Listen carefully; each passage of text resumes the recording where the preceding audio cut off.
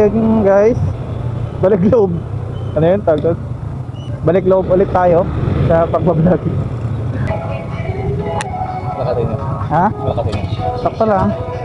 Nakatingin ko ako bro online. Uwi ako, ako lang namin. Hindi wala nang panggas. Wala ng panggas? Ito kasi pro online.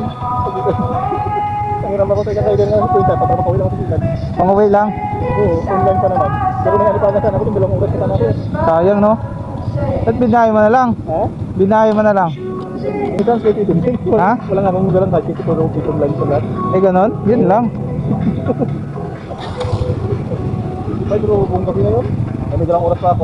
Kaso wala ka ng cash. Wala. Ingat po.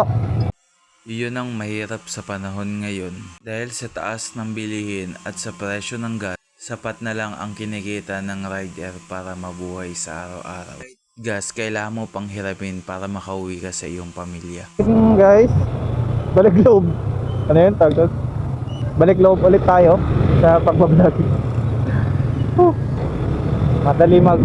Totoo yung madali magsimula pero mahirap magpatuloy. Pero ngayon tatay natin ulit na magpatuloy. May ilan lang na manunood ito.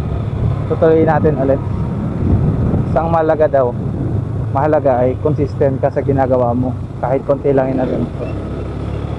Maging masaya ka. Yun mahirap eh.